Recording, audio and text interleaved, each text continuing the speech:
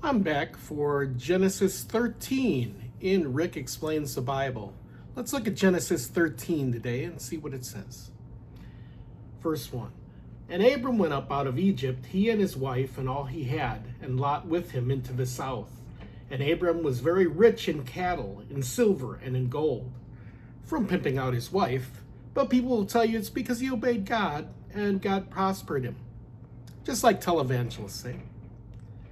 Verse 3, and he went on his journeys from the south even to Bethel, unto the place where his tent had been at the beginning, between Bethel and Ai, unto the place of the altar where he had made there at the first, and there Abram called on the name of the Lord. Another altar, and there Abram begins talking to God, rather than waiting for God to talk to him. Verse 5, and Lot also went with Abram, had flocks, herds, and tents. And the land was not able to bear them, that they might dwell together, for their substance was great, so they could not dwell together. They were vagabonds, but they were very rich, so rich they had to split up. God's blessings, no doubt, right? Verse 7, and there was a strife between herdmen of Abram's cattle and the herdmen of Lot's cattle, and the Canaanite and the Perizzite dwelled then in the land. And Abram said unto Lot, let there be no strife, I pray thee, between me and thee, and between my herdsmen and thy herdsmen, for we be brethren. Is not the whole land before thee? Separate thyself, I pray thee, from me. If thou wilt take the left hand, then I will go to the right. If thou depart to the right hand, then I will go to the left.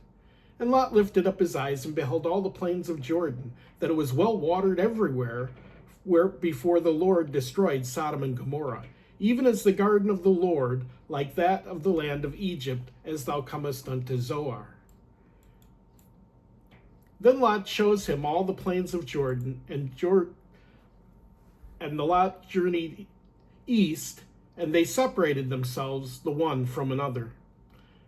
Abram dwelled in the land of Canaan, and Lot dwelled in the cities of the plain, and pitched his tent toward Sodom.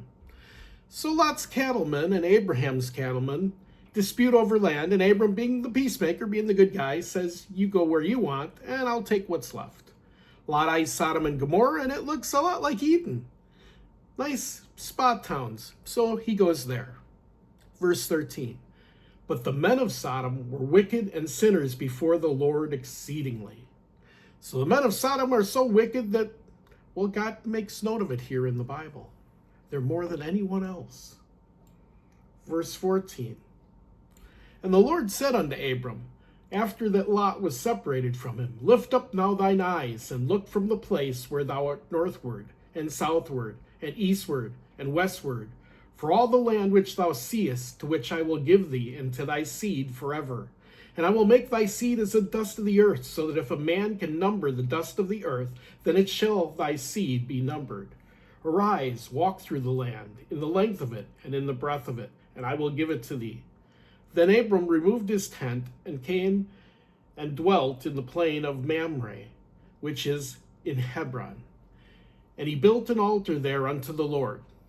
So God promises Abram again, he's going to be a father of many, even though he has no children, and he's old. Not as old as those before him, because God is tapering the lifespan down, as we saw in the last verse, of people slowly. Kind of like the fruit thing, the tree of the knowledge of good and evil. People weren't suddenly only 120 years old. God was grandfathering in that clause, apparently. So Abram picks up his truck and moves to Mamre and Hebron, and he builds another altar. Everywhere they go, they build an altar, because God has a big ego. And that's all we have today for Genesis 13. I'll be back with Genesis 14 in the next edition. Have a great day.